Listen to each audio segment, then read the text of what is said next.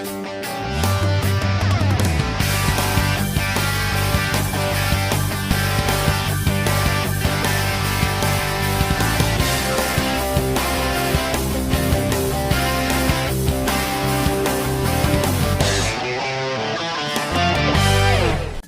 hi, this is Andy Kaufman, host of the People and Projects podcast, and welcome to our first What I Learned This Last Week segment. Now, over the time, this may be called something different, but here's the idea behind it, is that on a weekly basis, I'm learning a lot, whether it's from prepping for an interview or having a discussion with an author or in the classroom or with a coaching client. And just by nature of how I'm trying to do the podcast, it just takes a lot of production time to get these things out. I'd love to get podcasts out more often. So the idea of this is, how can we get small, they'll be short, typically around one idea out to you, as well as give you a little bit behind the scenes of what's going on. So this last week, what was going on? Well, I was prepping for an interview with these guys. They wrote this book, Work Without Stress. I got to tell you, I almost didn't even read the book because work without stress is, it seems like it's making a promise that there's no way it could actually happen. And it's actually true. But despite the title, man, I feel like I learned so much from this book. And just a couple key points, then you're going to have to wait for the interview to get the rest, is the authors talk about the difference between pressure and stress. Okay. So I'd say most teaching on stress would say something like, there's good stress and there's bad stress, right? The good stress is the stuff that motivates us. It's that deadline, but it's not overwhelming. The bad stress is the stuff that's overwhelming and we can't sleep and we're stressed out. We're not thinking clearly. Okay. So these guys say there's no such thing as good stress, bad stress. There's pressure. Okay. So there's pressure, and we, as people leading teams and projects, right, we got no shortage of pressure. But stress is, they define it as rumination. Okay. Now that may not translate well for everybody. And rumination, in fact, all their terms could be taken differently. But the idea of the rumination is there's the pressure, and how do I react to it?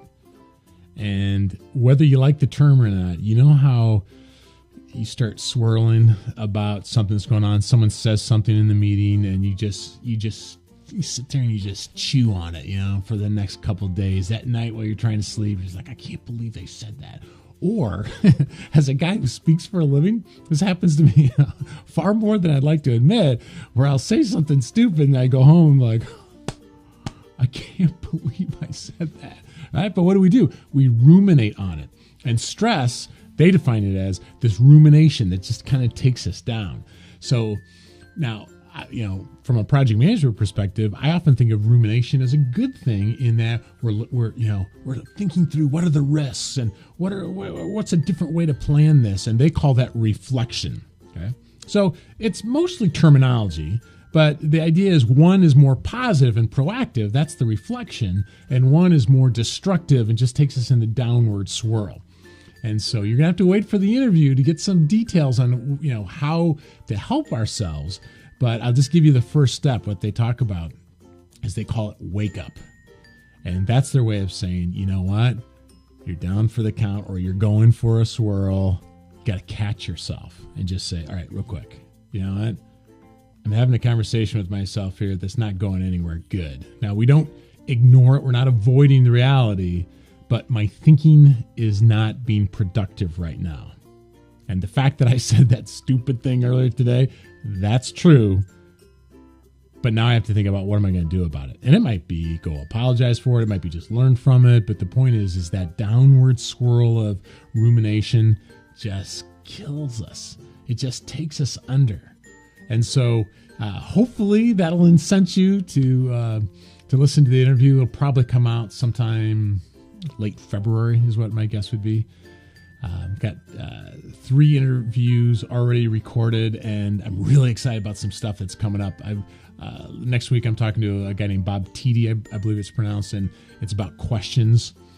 And I'm looking forward to that discussion. But, I just got a book here. Check it out. It's a book called Stretch.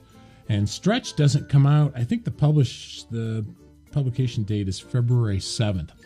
But Scott Sonnenschein is the author. I've seen great reviews on this thing. So it's stretch. All right? Now we're not talking about physical stretching. It's unlock the power of less and achieve more than you ever imagined. Okay. So now once again, titles can sometimes oversell, but as project managers, we are constantly being asked to do more with less. Even if you're not a project manager, program manager by trade, in your leadership role, we're often asked to do more with less. And Scott's supposed to have some pretty interesting ideas on how to do that. I think some of them are going to be intuitive. I think some of them are going to be counterintuitive. But as best I can tell, I haven't even cracked the book open yet from this one. So, but I've heard great things about it. So look for that coming. If we can pull it off, the interview is actually booked. If we can pull it off, I'd like to publish it during the week that the book goes out. So you'll get that one before the stress. So that's a little behind the scenes of stuff going on. And just on a personal basis, I'm recording this on a Friday. My wife and I are taking the weekend downtown Chicago. We're just going to get away and just a way to kind of plan out the year ahead and just chill. Maybe it's a reaction to reading this book on stress. So just get away. But I'm looking forward to that. But I am looking forward to this year of learning with you, and we'll be talking soon. Thanks.